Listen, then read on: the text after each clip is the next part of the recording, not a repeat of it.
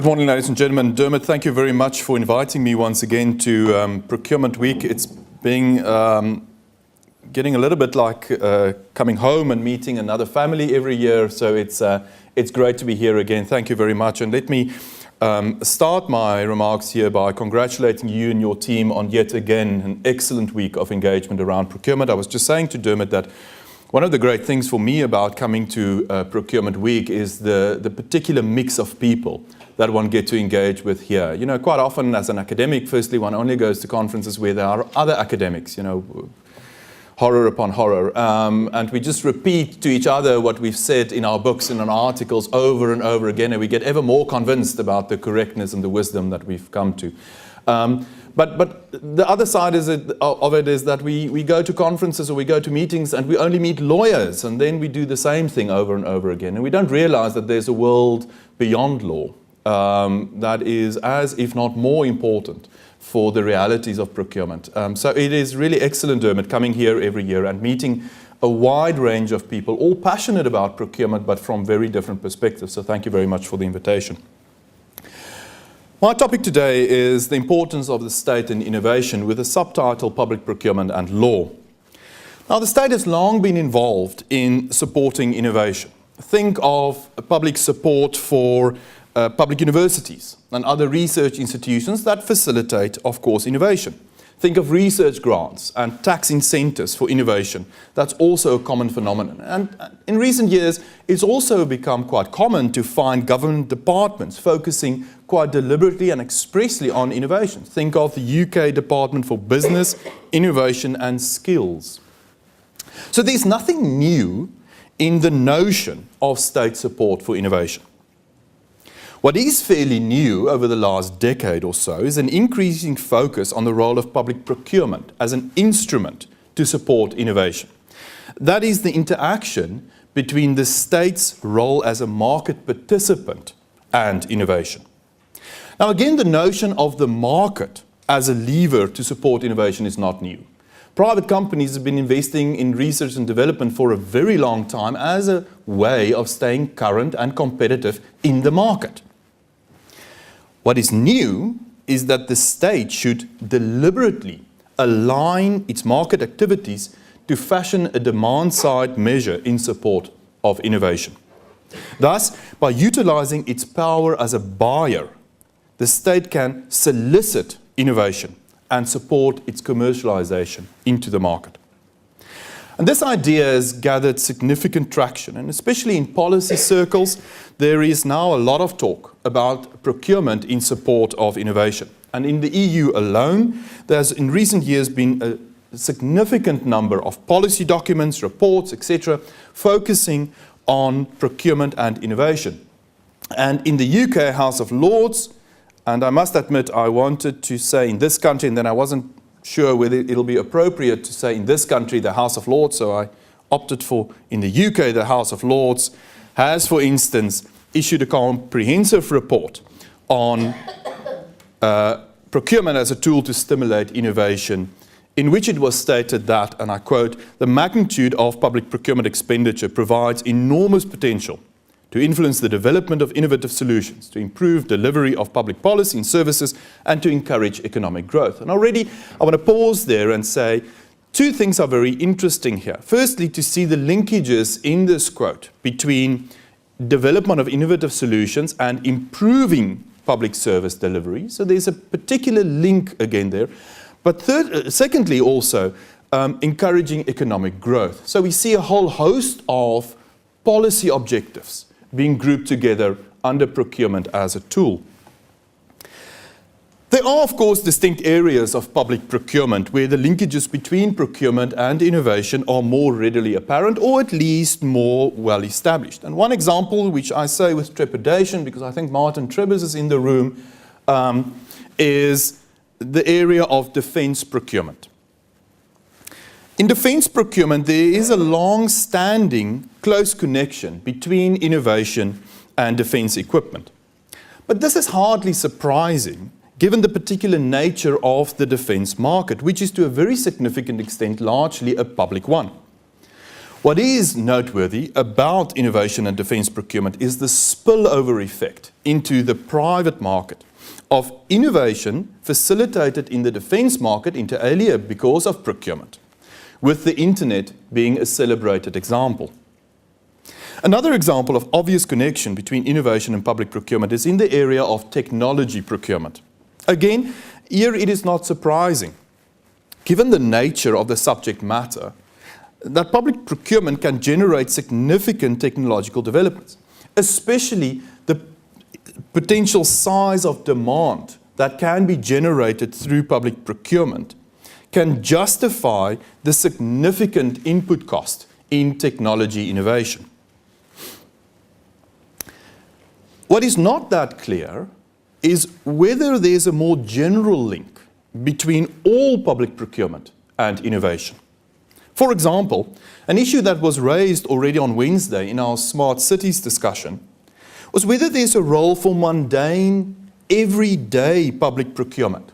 Procurement of paper and paper clips, dare I say toilet paper, to play in support of innovation.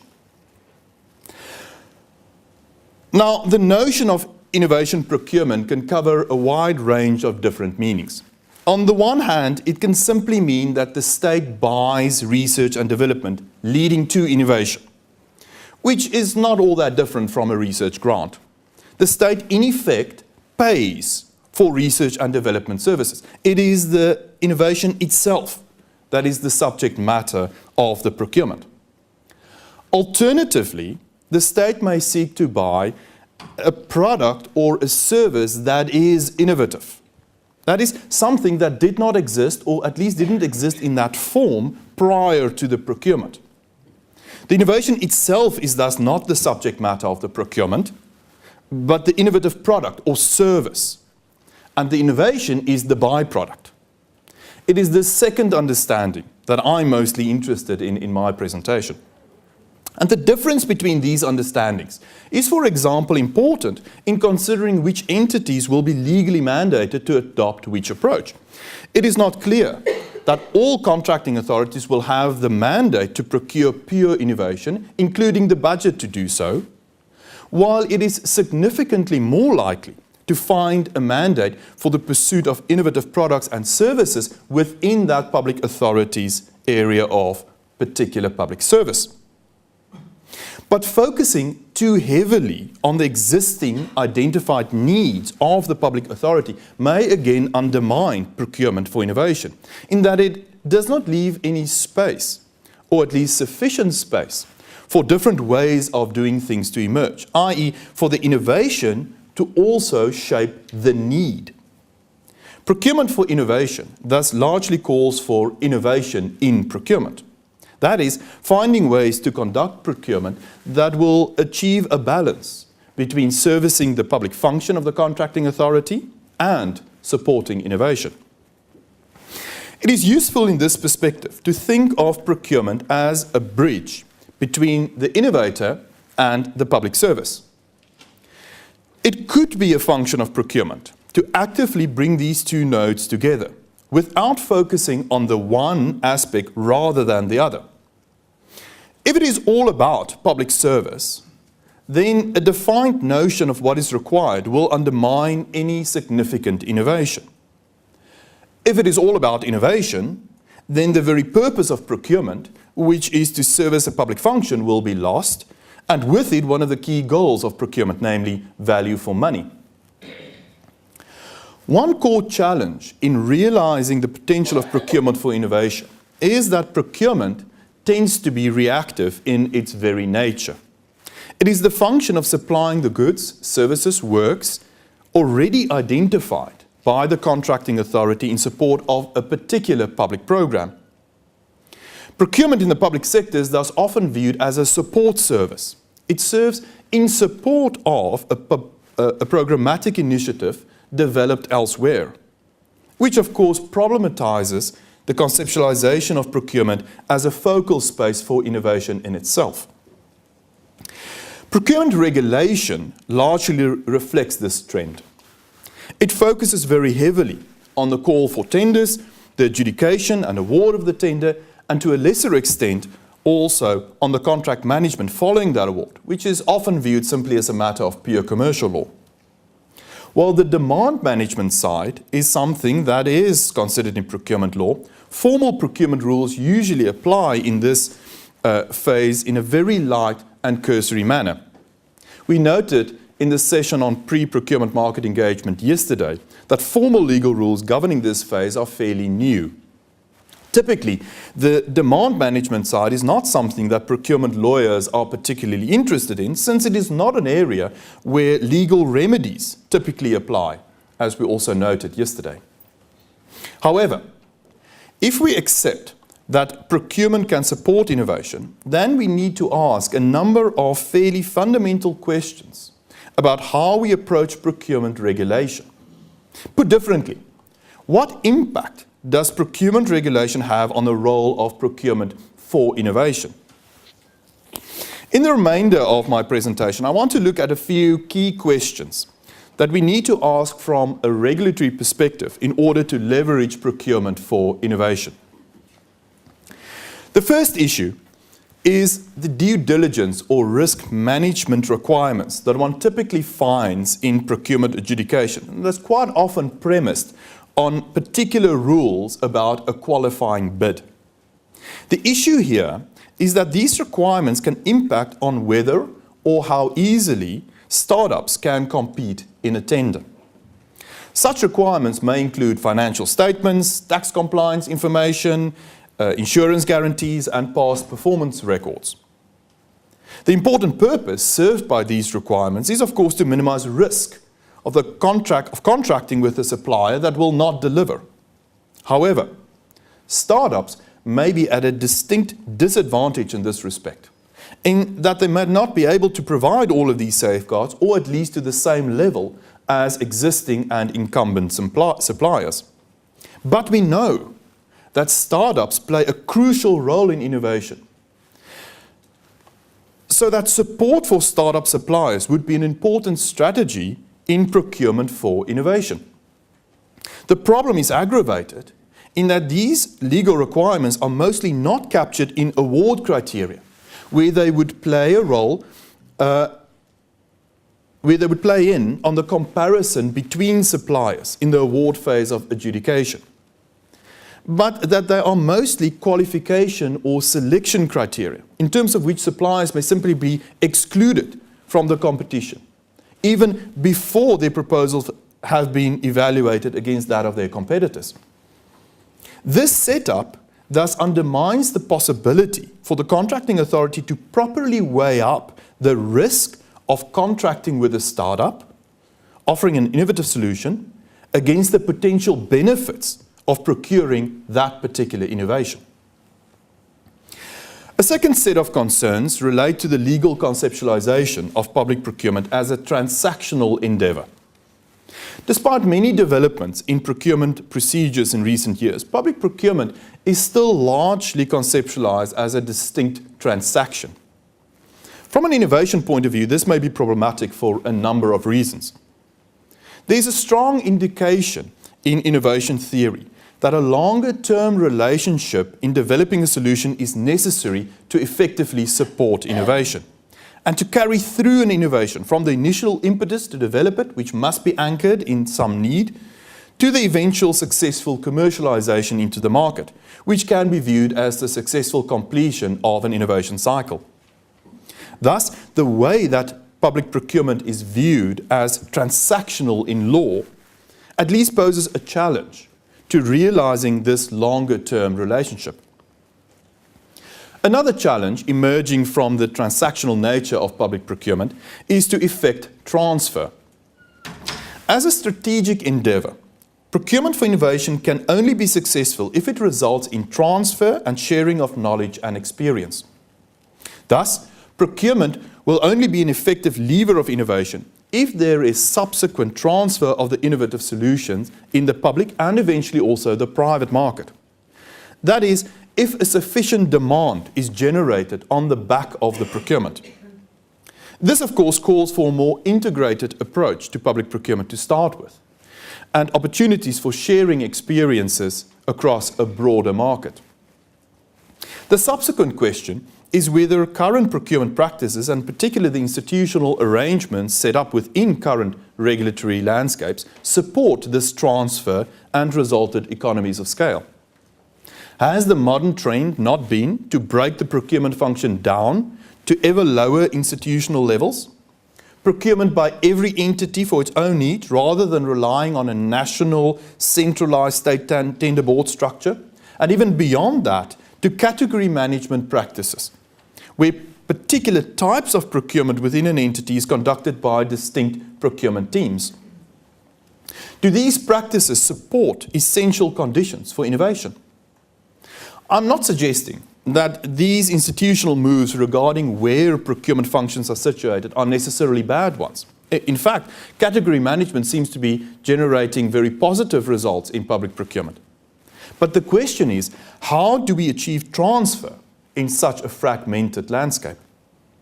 In my view, this is where a meta level for procurement regulation or procurement management becomes essential within a state, and preferably at the broadest possible level. What I have in mind is a public entity that can assist in effecting transfer and transversal transacting in order to facilitate volume and hence economies of scale. It should also be able to assist in coordinating approaches to procurement so that there is more coherence in the procurement market, which in itself should support transfer. In this way, sufficient demand can be generated to justify particular innovation, and both the process and the outcome of the innovative procurement can be widely shared, so that the subsequent formulations of need in the public service can take account of the innovative solution generated elsewhere. Another important regulatory step in countering a potential adverse impact of innovation, of the institutional dispersal of procurement function, is harmonization and standardization. This can play a vital role in facilitating the bridge view of procurement between the public need and the innovator. If contracting authorities between themselves, as well as innovative suppliers and public service providers, speak the same procurement language, there's much better chance of linking them up and transferring experience in one context to another. Instruments such as the United Nations Standard Products and Services Code, the EU Common Procurement Vocabulary, and perhaps also the European Single Procurement Document that we spoke about yesterday, are thus very important tools in this respect. A third area of regulatory challenge in procurement for innovation is the old chestnut, and as you've heard, one of my particular hobby horses, of procurement as a policy tool. Well, I certainly don't want to traverse the entire debate about using procurement as a policy tool here. It is important to note that procurement for innovation is as much using procurement to achieve our horizontal policy objective as any other social or industrial policy objective in procurement, such as gender equality, wealth distribution, job creation, local industrial development, social cohesion, environmental aims, or anti-corruption agendas, to name but a few. Luckily, this is a space that seems to be opening up, and there seems to be more acceptance today about the role of policy objectives in procurement, as we heard the Minister also noted yesterday, and as a number of speakers yesterday pointed out is also the case under the new EU directives. Whether those policy objectives need to be linked to the procurement at hand, and how closely those linkages must be, remain topics of debate in many regulatory systems, and will certainly also be relevant questions in the innovation context. In this respect, procurement for innovation will have to deal with the same set of questions regarding a balance between price or cost on the one hand and the achievement of innovation objectives on the other. This will include, for example, the question of what the award criteria will look like to achieve this balancing act, and the very difficult questions of quantification behind those criteria, as Professor Telgen yesterday so effectively illustrated to us with reference to formula. These questions, in turn, raise further questions about the role of procurement officials in developing, implementing, and assessing innovation criteria. Is it appropriate and or realistic to expect procurement officials to accept responsibility for driving the innovation agenda, either generally or in a particular field? Or will we need to design some parallel regulatory process, such as green or eco-labeling, or source of origin certification, or as in my native South African system, Black Economic Empowerment certificates, to provide the basis for innovation criteria in procurement? So to conclude, there seems to be very strong evidence and subsequent growing consensus that public procurement can be a very significant factor in supporting broad-based innovation, and that this is a very promising tool that states have available to support innovation on the demand side. The sheer volume of public procurement and the possibility to tailor that significant buying power towards innovative outcomes result in a powerful demand-side measure. A mechanism that any economy